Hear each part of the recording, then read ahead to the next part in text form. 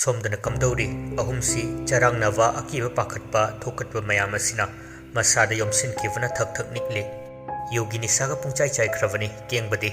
ꯈꯣꯟꯖꯦꯜꯗꯨ ꯅꯤꯛꯂꯤ ꯅꯤꯛꯂꯤ ꯑꯅꯤꯗꯨ ꯇꯥꯅꯕ ꯃꯑꯣꯡꯗ ꯋꯥ ꯉꯥꯡꯅꯕ ꯍꯣꯠꯅꯩ ꯐꯔꯦꯅꯦ ꯑꯩꯅ ꯍꯥꯏꯕ ꯋꯥꯗ ꯊꯥꯖꯗꯔꯥꯏ ꯅꯣꯏ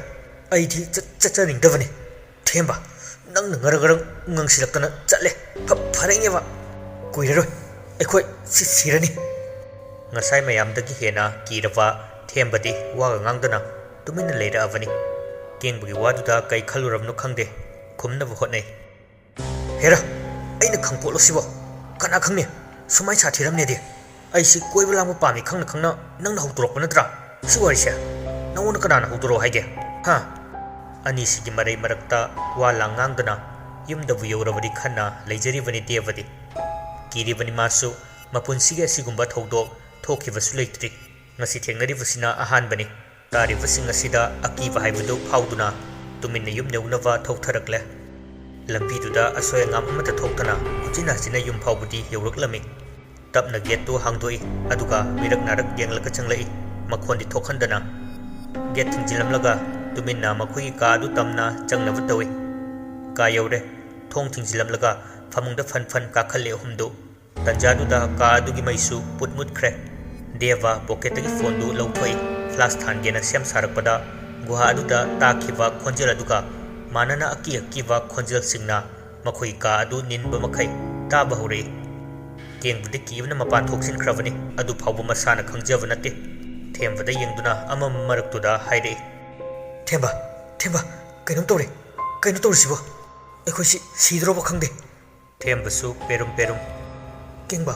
ꯅꯪꯕꯨ ꯁ꯭ꯋꯥꯏ ꯃꯇꯥꯡꯁꯤꯗ ꯑꯝꯇ ꯀꯦꯡꯁꯤꯜꯂꯛꯈꯤꯅꯨ ꯀꯩꯗꯧꯔꯒꯦ ꯅꯪ ꯑꯃ ꯌꯥꯝ ꯀꯦꯡꯕ꯭ꯔꯥ ꯍꯥꯏꯕꯕꯨ ꯇꯧꯔꯤꯕ ꯃꯇꯧꯁꯤꯗ ꯀꯦꯡꯕꯗ ꯑꯩ ꯁꯣꯏꯗꯅ ꯀꯦꯝꯈꯤꯕ ꯇꯥꯔꯦ ꯇꯟꯖꯥꯗꯨꯗ ꯗꯦꯕꯅ ꯊꯥꯟꯒꯠꯂꯛꯄ ꯐꯣꯟꯒꯤ ꯐ꯭ꯂꯥꯁꯀꯤ ꯃꯉꯥꯜ ꯃꯔꯛꯇ ꯀꯥ ꯑꯗꯨꯒꯤ ꯐꯛꯂꯥꯡꯁꯤꯡꯗꯨ ꯈꯨꯖꯤꯟꯅ ꯈꯣꯠꯄ ꯃꯁꯛ ꯈꯪꯗꯕ ꯑꯀꯤꯕ ꯂꯥꯏꯌꯦꯛꯁꯤꯡꯅ ꯐꯛꯂꯥꯡ ꯑꯗꯨꯗ ꯍꯛꯄꯗꯨ ꯎꯔꯦ ꯑꯍꯨꯝꯗꯨ ꯋꯥ ꯉꯥꯡꯕ ꯊꯣꯛꯈꯤꯗ꯭ꯔꯦ ꯃꯆꯤꯟ ꯃꯦꯟꯁꯤꯟꯅꯗꯨꯅ ꯇꯨꯃꯤꯟꯅ ꯐꯃꯨꯡ ꯑꯗꯨꯗ ꯐꯝꯗꯨꯅ ꯂꯩꯔꯛꯂꯦ ꯑꯍꯜ ꯂꯃꯟ ꯇꯥꯅꯕ ꯂꯥꯎꯕꯁꯨ ꯉꯝꯗ꯭ꯔꯦ ꯃꯈꯣꯏ ꯃꯃꯥ ꯃꯄꯥꯁꯤꯡꯗ ꯍꯥꯏꯔꯨꯔꯒꯅ ꯃꯈꯣꯏꯗ ꯍꯦꯟꯅ ꯊꯤꯅ ꯆꯩ ꯉꯥꯡꯕ ꯇꯧꯕ ꯑꯗꯨ ꯀꯤꯕꯗꯒꯤ ꯂꯣꯠꯁꯤꯟꯗꯨꯅ ꯂꯩꯔꯝꯃꯤ ꯇꯟꯖꯥꯁꯤꯗ ꯊꯦꯝꯕ ꯃꯅꯥꯇꯣꯟꯗꯨ ꯁꯨꯛꯂꯒ ꯀꯩꯅꯣ ꯃꯅꯝꯁꯤꯗꯤ ꯀꯜꯂꯤꯍꯦ ꯀꯦꯡꯕꯅ ꯄꯥꯎꯈꯨꯝ ꯄꯤꯔꯛꯏ ꯊꯦꯝꯕ ꯑꯩꯉꯣꯟꯗꯩꯅꯤ ꯀꯩꯅꯣ ꯑꯩꯉꯣꯟꯗꯩꯅꯦꯗꯤ ꯅꯝꯃꯤꯕ ꯃꯅꯝꯁꯤꯕꯨ ꯍꯥꯏꯕꯅꯤ ꯗꯦꯕꯗꯨ ꯃꯔꯛ ꯊꯠꯇꯨꯅ ꯋꯥꯔꯣꯜ ꯈꯔ ꯍꯥꯏꯅꯕ ꯍꯣꯠꯅꯩ ꯀꯩꯅꯣꯝꯁꯤꯗꯤ ꯀꯥꯟꯗꯦ ꯐꯩꯖꯨꯞ ꯃꯅꯨꯡꯗ ꯍꯌꯦꯡ ꯐꯥꯎꯇꯪꯗꯤ ꯌꯥꯅꯕ ꯂꯩꯔꯁꯤ ꯊꯣꯛꯂꯤꯕ ꯊꯧꯗꯣꯛꯁꯤꯡꯁꯦ ꯍꯥꯏꯗꯣꯛꯑꯔꯣꯏꯁꯤ ꯏꯃꯥ ꯕꯕꯥꯗ ꯑꯗꯨꯏ ꯃꯍꯨꯠꯇ ꯍꯌꯦꯡꯁꯦ ꯑꯌꯨꯛ ꯉꯟꯇꯥꯅ ꯀꯩꯅꯣ ꯇꯧꯕ ꯌꯥꯕ ꯈꯟꯅꯔꯁꯤ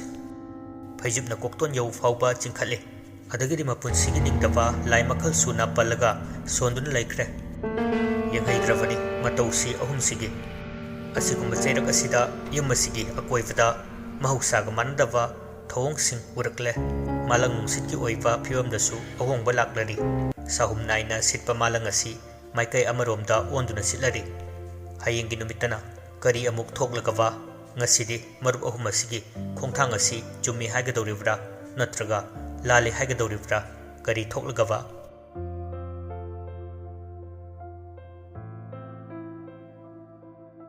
ꯂꯦꯞꯄ ꯂꯩꯇꯅ ꯆꯠꯄ ꯃꯇꯝꯒꯤ ꯈꯣꯡꯂꯩ ꯃꯇꯨꯡ ꯏꯟꯗꯨꯅ ꯑꯍꯤꯡ ꯑꯁꯤꯒꯤ ꯑꯃꯝꯕ ꯑꯁꯤꯁꯨ ꯍꯧꯖꯤꯟꯈꯤꯗꯨꯅ ꯑꯃꯝ ꯑꯉꯥꯟ ꯁꯤꯟꯅꯔꯛꯂꯦ ꯑꯍꯤꯡꯗꯨꯃ ꯂꯥꯏ ꯁꯥꯔꯨꯔꯕꯅꯤꯅ ꯍꯧꯖꯤꯛ ꯃꯃꯤꯠꯁꯤꯡꯁꯤ ꯁꯥꯔꯨꯝ ꯇꯧꯔꯛꯂꯕꯅꯤ ꯑꯗꯨꯅ ꯈꯖꯤꯛ ꯎꯏꯔꯝꯕꯗꯒꯤ ꯊꯥꯡꯉꯩ ꯁꯦꯡꯅ ꯇꯨꯝꯊꯈ꯭ꯔꯦ ꯑꯍꯨꯝ ꯑꯁꯤ ꯑꯁꯨꯝꯗꯒꯤ ꯅꯣꯡꯁꯨ ꯃꯄꯨꯡ ꯐꯥꯅ ꯉꯥꯜꯂꯛꯂꯦ ꯉꯥꯡꯂꯤꯕ ꯅꯨꯃꯤꯠꯅ ꯆꯤꯡꯗꯣꯜꯗꯒꯤ ꯂꯤꯊꯣꯔꯛꯂꯕꯗ ꯌꯥꯍꯧ ꯉꯟꯕꯤ ꯆꯦꯛꯂꯥ ꯀꯌꯥꯁꯨ ꯆꯦꯛ ꯈꯣꯡꯕ ꯃꯈꯣꯜ ꯇꯥꯔꯒ ꯌꯨꯝ ꯑꯁꯤꯒꯤ ꯑꯍꯜ ꯑꯣꯏꯔꯤꯕ ꯑꯍꯜꯁꯤꯡ ꯍꯧꯒꯠꯅꯔꯛꯂꯦ ꯁꯨꯔꯖꯗꯦꯕ ꯏꯄꯜ ꯃꯍꯥꯛꯄꯨ ꯈꯨꯔꯨꯝꯂꯝꯂꯒ ꯌꯨꯝꯒꯤ ꯊꯕꯛ ꯏꯪꯈꯥꯡꯁꯤꯡ ꯍꯣꯠꯅꯔꯛꯂꯦ ꯗꯦꯕꯒꯤ ꯑꯄꯣꯛꯄꯤꯁꯨ ꯑꯌꯨꯛꯀꯤ ꯆꯥ ꯂꯣꯟꯕ ꯂꯣꯏꯔꯒ ꯃꯀꯨ ꯃꯅꯦꯝ ꯑꯃꯗꯤ ꯃꯋꯥ ꯃꯄꯨꯔꯣꯏꯕ ꯄꯤꯊꯛꯄ ꯂꯣꯏꯔꯕ ꯐꯥꯎꯕꯗ ꯃꯆꯥꯁꯤꯡ ꯑꯁꯤꯅ ꯍꯧꯒꯠꯂꯛꯇꯕ ꯑꯁꯤꯗ ꯍꯥꯏꯔꯞ ꯊꯣꯡꯖꯤꯟ ꯑꯗꯨꯗ ꯂꯦꯞꯇꯨꯅ ꯀꯧꯖꯩ ꯇꯞꯂꯞꯅ ꯄꯥꯎꯈꯨꯝ ꯑꯃꯠꯇ ꯇꯥꯔꯛꯇ꯭ꯔꯕꯗꯨꯗ ꯅꯣꯛꯃꯤ ꯃꯀꯣꯛ ꯑꯗꯨ ꯍꯥꯏꯗꯨꯅ ꯊꯣꯛꯈ꯭ꯔꯦ ꯃꯁꯤ ꯑꯉꯥꯡꯁꯤꯡꯁꯤꯗꯕꯨꯀꯣ ꯉꯟꯇꯥꯅ ꯍꯧꯒꯠꯄꯅ ꯍꯛꯆꯥꯡ ꯇꯦꯛꯈꯠꯄꯅꯦꯁꯦ ꯈꯪꯗꯦꯅꯦ ꯍꯧꯒꯠꯄꯗꯤ ꯌꯥꯔꯕꯅꯦꯕ ꯉꯔꯥꯡꯒꯤ ꯃꯅꯤꯟꯅ ꯑꯣꯏꯔꯤꯅꯤ ꯇꯧꯔꯤꯁꯦ ꯍꯣꯏꯗ ꯈꯔ ꯂꯩꯔꯗꯤ ꯑꯃꯨꯛ ꯁꯨꯃꯥꯏꯅ ꯂꯥꯡꯕ ꯈꯣꯠꯄꯁꯨ ꯐꯪꯂꯔꯣꯏ ꯇꯨꯝꯖꯔꯁꯅꯨ ꯑꯁꯤ ꯈꯟꯗꯨꯅ ꯗꯦꯕꯒꯤ ꯃꯃꯥꯗꯨ ꯊꯣꯛꯈ꯭ꯔꯦ ꯃꯇꯝ ꯈꯖꯤꯛ ꯑꯃꯨꯛ ꯍꯧꯖꯤꯟꯈꯤ ꯍꯥꯟꯅꯗꯒꯤ ꯍꯧꯅ ngana haugatjava Devani aduna man hana mikap thorakle ani dusu amuk haudoi masa singdu nomlaga matang sida manaton sumangda namkhalakliba manam asina mamaidu sui horak phamtirakpada kengbugi mapa tarakpada ure haujikti kengbugi khongraudu cholaga lerambadu madi ningaidana tumle mato aduda ifingfingna aya kengba hokengba nangdi fazana kengina saita oiba hoi kengba leichilda ten kapagumbani gauribadu tade kengbudi adumak sethari nungaina kengba hokdokchavani devadi adubu themba oina mikap thorakle kai noktba mina nungai tumingai sida manam sidia manatondu mensile haraga masu kengbaromda onsilaga yenglakpada oiramliba fifamdu uvda hai kengba hokengbau ani chang hokdokpadu phauba taraktrabadudadi thembadi maching lakraduna makhada hekta kauthai amadusu phamangda pudrup tai kengba mikap thorakle khwangda pairaga maithongdu suklaga kaino noi torisibo kaidore habino aina tumbasi noida kyam yam yelage oiba manam sina kaino deva thembadi kengbada mamittu phaijaini yengga lei hojiksu kaino noi ni naingoda sum yenga leiduna kaidore habino themba mamaidu suklaga namittu makhadamta yengbigadra makhadi yengthai oiram liva matawasi kengba mamit karu sukchilaga kaino torisina kaino sibu aina rone phajadre he devana angang machanina susuga tawba hitabagi phamungda chisilibani aina rani sibo thajakhidre onthongna nang nate kengba haiba ma leye adunani upai leite ayuksida achotpa phi makai hongdoga tuminna imungi mi khanghandana subadu tare aduna kana udringai puthoi fi singdu tuminna achotpa fi singdu setpa su yadrabanina ayuksida talasutana irujava tavani kengba tuminna fi suringai tanja sida devagi mache yaisenna hochilaktuna o karamba ngangnoi torisina numidangdana gyan sutta takhrabani ne ipa singse ngaiko ama ude ama dugira sise phanadi chawrabani noise adubu wakhal khanba waline tablak lanjatava magi mataukum yaichen mangonda yengduna noi themba amadi deva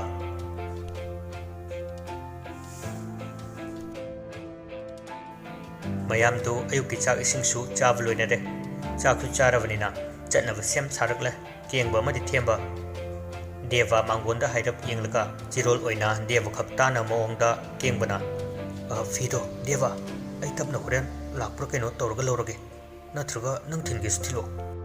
deva du fairap tawna kengbada yengi pirro lo lakano thinju thiloi nura oi thoke nura yam tangi aikhoi mungda tawdo kadaba mini nang asumna makhoisu chatkre ngarang nomidangi thaudok adumati makhoi ahumgi kokta thoina lamsiludre makhoi chatkravada deva magi kada changlakle aduga phamungda longna tai kangkha makhada khojina khotpagi makholama tapna taba horakle deva magi nakong anida ayuk sida mathong lai macha de aikhoi hodong side ai nang hakte hepke tawbusida karino hodong tan gi khanna makhong namana kangada hairi si hey adubu khanghodana makhong duda karino man tablong na pairi koiba phan chong khale phamung mathak aduda matang sida magi wakhalda paisilakle ngarang numidanggi thodokadu ngahak amuk phamung mathak aduda kithi kirum tawna lei taramba makhola dusu ta khidre magi wakhal nara haiduna amuk ngahak khale masadu ichingda chingnare mon makhada leiwa phone adu lauthokuna kengbada hana call tawi pairaklavada thembada amuk tawre adudagi makhoi masen conference pinai devna fazare ne dia butla sara khangdaba mana kangkha makhada tamnarga leire devagi waduda kengbadu ingtapna kaidawrage deva nang amuk ayuk sida yam yakselai ayuk sida kanagi tamnabano ibura sidi ayuk ki kai hairadi sige sijakro thembasu makha chathai hoine awoiba yaksu yakhre nangama ayuk sida kaidawre habnu deva devadu tablapna ai phamung makha sida makhut panba jiba ma leire noipo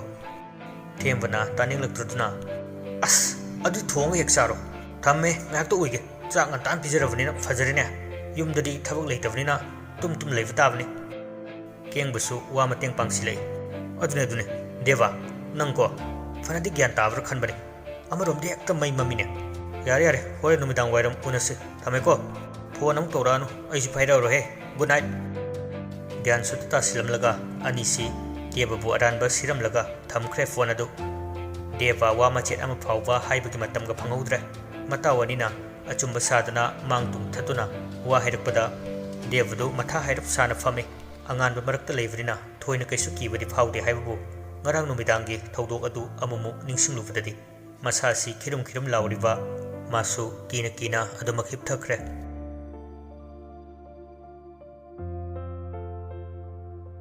Tambangam Dava Mio Vikipunsini, Tazadava Tolokna, So Sarava, Taibang Palni, Amadamang Liva Manglanga, Amadamang Baga, Samjinarak Latuna, Ahumasigi, Manglani Sangsarasi, Toklare. Guhama Famadudani, Narangi Matogumnadi, Makol Kaya Lingli Paliva Upalfal Sing, Hai Humnadi, Silakidre. Leblare, Marub Ahumasisu, Guha Adugi, Maikai Ahumda, Munna Munna Yangne, Ahumsi, Manglangi Sangsarni, Kangdri, Ahumsidi, Adubu, Kari Haining Liva, Asumna, Mang Ahum, Chapmana Mang Minariva, Kiang Bana, Falap Yanglaga. Kainatorisna, Kaino Quilisna, Guanini, Devasungai, Kaidano Kali, Makoina Lady C, Amupabu Udri, Masiki Mafamsiso. Assume Kaidano Quilisia, Uwasiso, Fana Fazana de Wang here. A Koivagi Fibamdo, Makoktuna, Lay to the Yangi,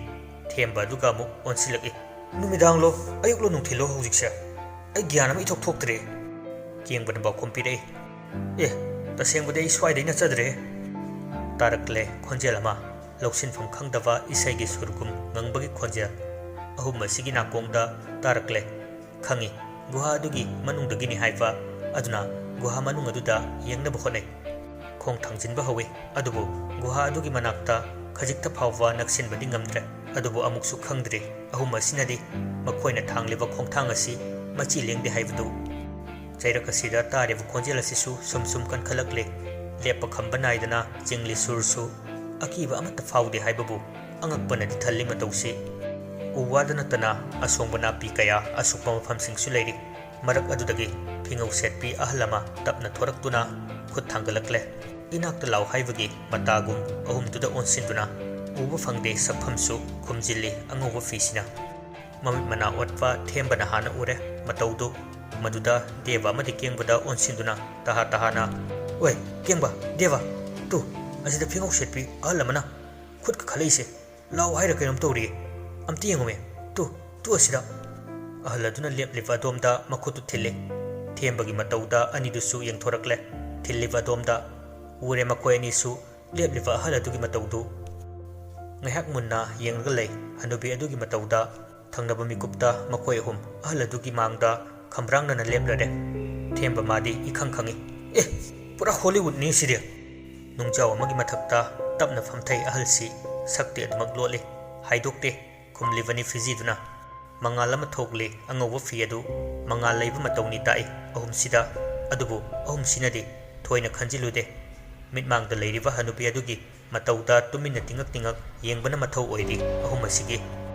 famthau haibagi matawgum ingit pirei isang sangba napi mathak aduda phami ahumdusu Hojik Paugi Oinadi, Makoi, Akiba Machet Amata Powdri, Lidi Sitpa, Aying Banuksit Karasu, Ipom Nine Slay, Hanubi Adusu, Tapna Wangang Lay. Malang Basi, Ingdra Isusa, Makok Singdu Nomi, Hoi Haibugum, Makam Tare, Mioy Bagipun Sisa, Amak Panatalibani, Ngasi Hayang Siba Tambang Ambanate, Siningi Haiduna, Kodak the Sibadi, Araiba Tabakni, Adubu. Hingningi haiduna matam kuina sangna hingba asimadi aikoina semjaba ngamba natte afaba amadagi afattaba onba asisu araiba thabakni adubu afattaba amadagi afaba onba sidi laidini isusa laidrimatik laibani lairimatik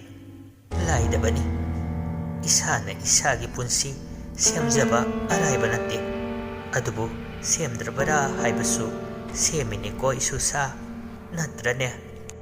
Gyanta dabu wahini, Alsigi, Alsina Hining Liva, Fungdok Ning Liva si, Karino Kangde, Na Singsina, Adubu, Nomli Mangak Singduri, Hoi Haibugum, Jumi Takbugum. Haina Balay, Miway Baki Mapok Tarietni, Adubu, Minna Kongna,